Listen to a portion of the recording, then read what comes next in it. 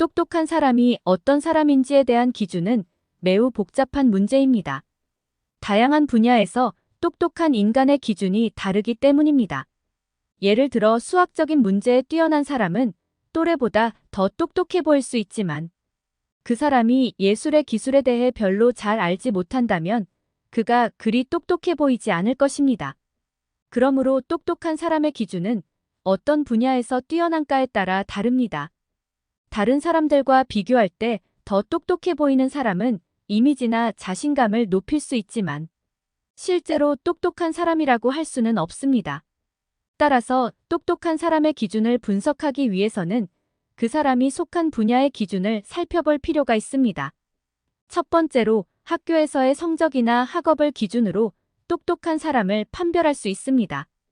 예를 들어 높은 GPA나 특정 대회에서 우승한 것과 같은 업적들은 그 사람이 똑똑하다는 것을 보여줄 수 있습니다.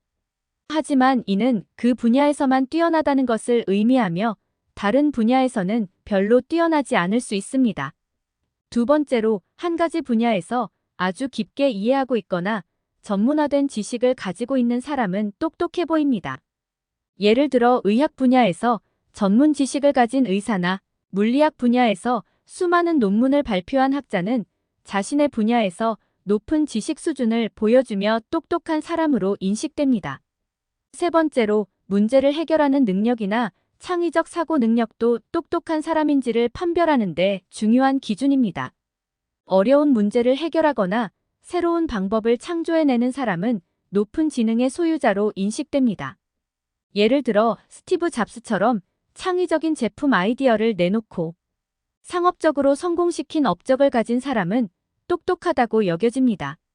네 번째로 정보를 처리하고 분석하는 능력이 똑똑한 사람의 기준 중 하나입니다.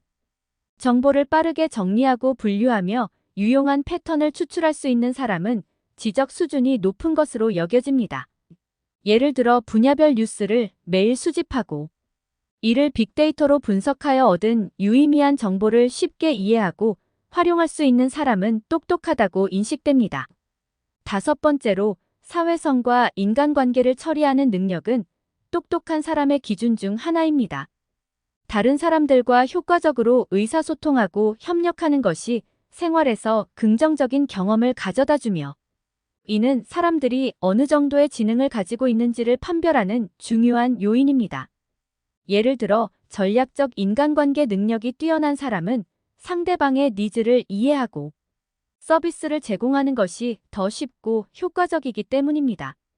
여섯 번째로 문화 및 역사, 예술, 철학 등과 같은 분야에서 교양이 있고 이해하는 능력은 똑똑한 사람인지를 판별하는 기준 중 하나입니다.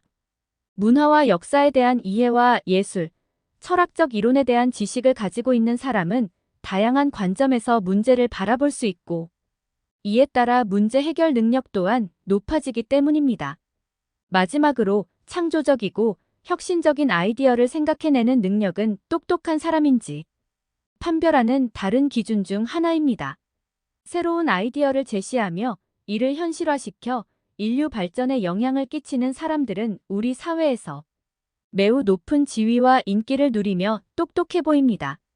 즉 똑똑하다는 건 그 사람이 그 분야에서 높은 성취를 이룬다는 것을 의미합니다.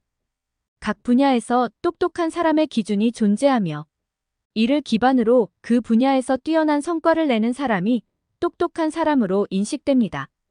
따라서 문제를 해결하거나 혁신적인 아이디어를 제시하는 등의 능력을 가진 사람들은 높은 지능의 소유자로 여겨지기도 합니다.